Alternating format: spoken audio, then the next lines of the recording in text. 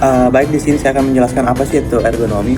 Ergonomi adalah ilmu yang mempelajari interaksi kompleks antara aspek pekerjaan yang meliputi peralatan kerja, proses atau sistem kerja, dan lingkungan dengan kondisi fisik, fisiologis, dan psikis manusia atau karyawan untuk menyesuaikan aspek pekerjaan dengan kondisi karyawan.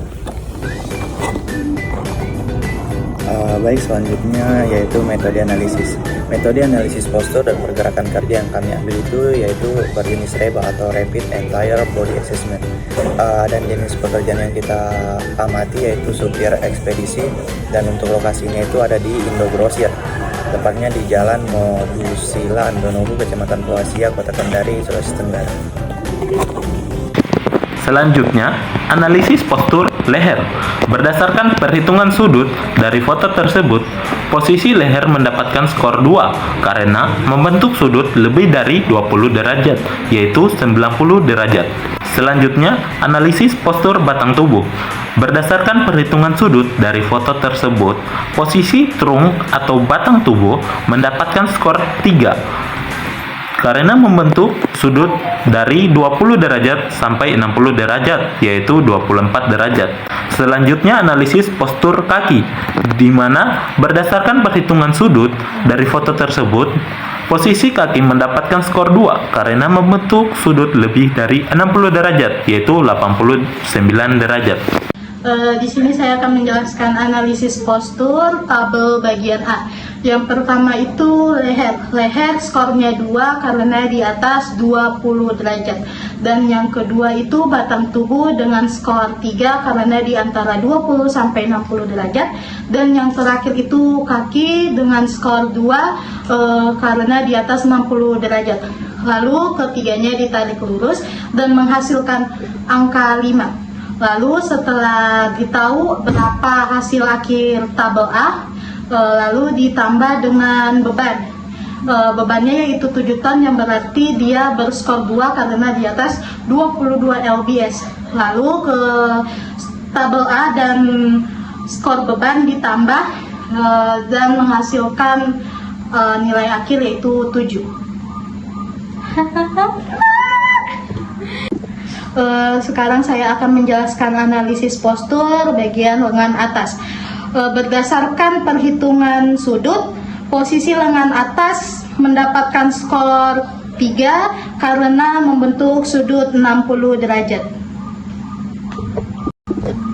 Dan selanjutnya di sini saya akan menjelaskan analisis postur lengan bawah. Berdasarkan perhitungan sudut, posisi lengan bawah menghasilkan skor 2 karena membentuk sudut lebih dari 100 derajat, yaitu 101 derajat. Baik, jadi di sini saya akan melanjutkan pemaparan materi berikutnya, yaitu mengenai analisis postur pergelangan tangan. Jadi berdasarkan pengamatan kelompok kami, posisi pergelangan tangan pada gambar ini itu mendapatkan skor 2 karena dia lebih dari 15 derajat, yaitu 169 derajat. Selanjutnya saya akan menjelaskan tentang analisis postur yaitu pada tabel B. Jadi yang pertama itu adalah upper arm atau lengan atas yang bernilai 3 karena dia berada di antara sudut 45 derajat hingga 90 derajat, yaitu membentuk sudut 66 derajat. Kemudian selanjutnya adalah lower arm atau lengan bawah, dia itu bernilai 2 karena dia membentuk sudut lebih dari 100 derajat, yaitu 101 derajat. Kemudian yang ketiga adalah pergelangan tangan atau wrist, dia itu bernilai 2 karena dia berada di atas 15 derajat, yaitu membentuk sudut 169 derajat. Kemudian kita dapatkan nilai atau skor postur B. Kemudian kita dapatkan nilai atau skor 5 setelah menarik garis dari upper arm, lower arm, dan wrist. Kemudian kita tambahkan skor postur B yang bernilai 5 tadi dengan skor coupling yang bernilai 0. Kenapa bernilai 0? Karena dia memiliki kekuatan pegangan yang baik, jadi dia bernilai 0.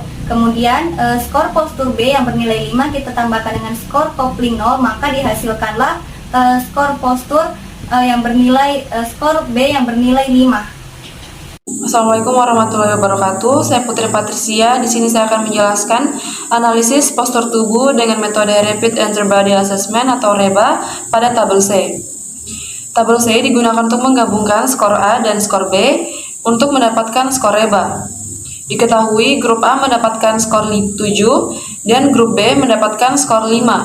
Skor dari grup A dan grup B kemudian dihitung menggunakan tabel C, di mana tabel C ini mendapatkan skor 9. Dan untuk mendapatkan skor akhir, maka skor dari tabel C ini harus ditambahkan dengan skor aktivitas, yaitu plus 1, sehingga skor akhir REBA adalah 10. Masuk kepada pembahasan hasil dan analisis postur kerja pada sopir ekspedisi. Untuk tingkat risiko berdasarkan hasil skor akhir REBA didapatkan nilai 10, maka masuk kepada tingkat risiko 3, yaitu risiko tinggi, sehingga diperlukan tindakan investigasi dan penerapan perubahan segera. Selanjutnya kita masuk pada materi akibat postur tubuh yang salah. Nah, postur tubuh yang salah pada pekerja sopir dapat menyebabkan berbagai masalah kesehatan. Yang pertama, nyeri punggung bawah atau NPB. Yang kedua, masalah leher. Yang ketiga, kelelahan otot. Yang keempat, gangguan sirkulasi. Yang kelima, kram otot. Yang keenam, masalah saraf. Dan juga yang terakhir yaitu stres mental. Bisa kalian lihat pada slide di belakang adanya perbandingan antara postur benar dan postur salah pada pekerja sopir ekspedisi. Perbandingan postur salah dan postur benar. Yang pertama, leher. Posisi leher yang benar dan salah sangat penting untuk mencegah cedera, ketegangan otot, serta menjaga postur tubuh yang baik. Berikut penjelasan posisi leher yang benar dan salah. Postur yang benar ada 5 poin. Yang pertama, leher sejajar dengan tulang belakang. Kedua, bahunya rileks. Ketiga, dagu sedikit masuk ke dalam. Keempat, kepala tidak terlalu condong ke depan. Kelima, bahunya simetris. Postur yang salah ada 5 poin juga. Yang pertama itu posisi kepala condong ke depan. Kedua, leher terlalu menunduk. Ketiga, kepala terlalu terangkat ke atas. 4, leher terlalu miring ke satu sisi. Kelima, bahu terangkat atau tegang. Postur tubuh yang benar dan yang salah pada batang tubuh.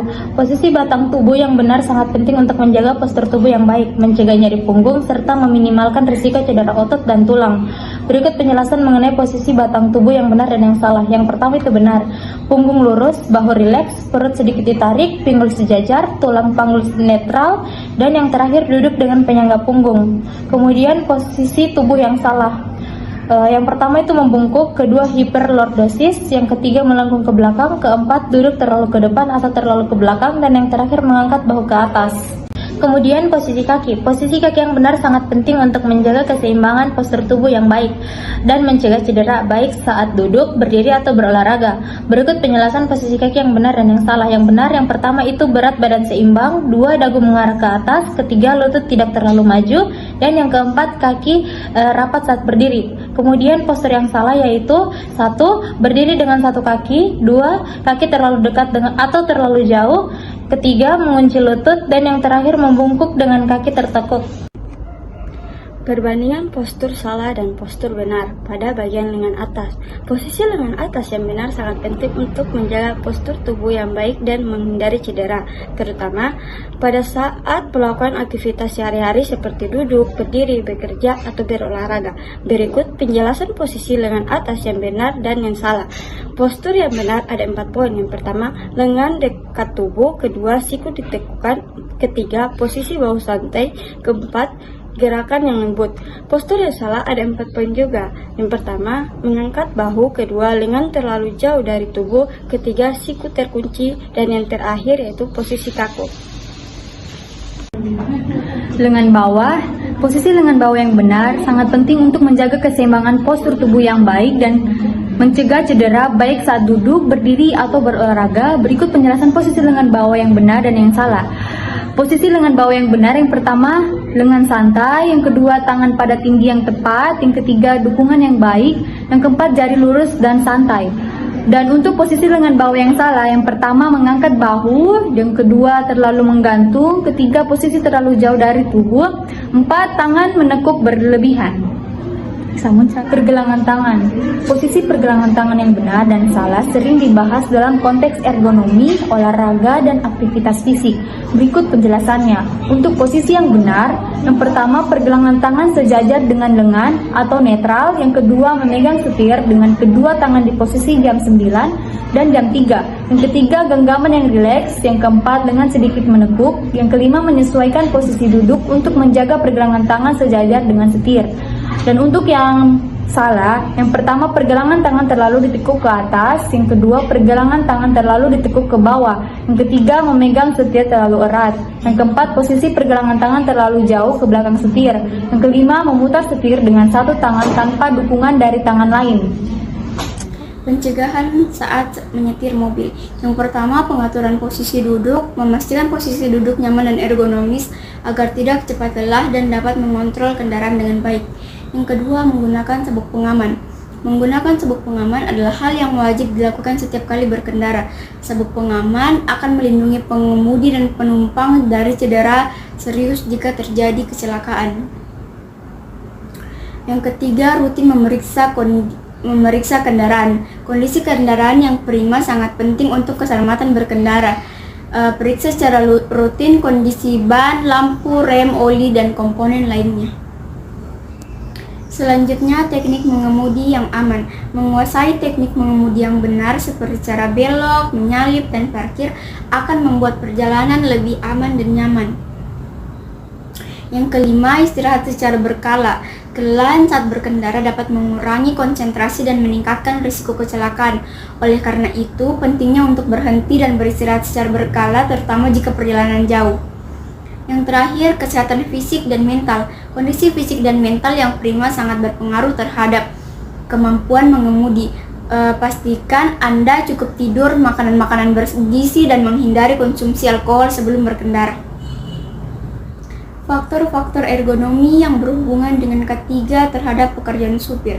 Yang pertama, posisi duduk. Posisi duduk yang tidak sesuai dapat menyebabkan keluhan nyeri punggung bawah atau NPB. Yang kedua, kabin kemudi yang sempit. Kabin kemudi yang sempit dapat membuat pengemudi tidak bisa menggerakkan anggota tubuh secara leluasa. Yang ketiga, postur tubuh. Postur tubuh yang merentang lebih dari 45 derajat atau mengangkat bahu ke atas melebihi tinggi kepala dapat menyebabkan cedera pada bahu. Nah, di sini saya masih melanjutkan materi dari teman saya, yaitu faktor-faktor ergonomi yang berhubungan dengan K3 yang terhadap pekerja supir. Nah, yang keempat itu adanya lama waktu mengemudi. Nah, lama waktu mengemudi dapat menyebabkan keluhan NPB. Yang kelima, gerakan yang berulang dapat menyebabkan kesakitan pada bahu. Yang keenam yaitu masa kerja atau masa kerja yang lama dapat menyebabkan keluhan MPB.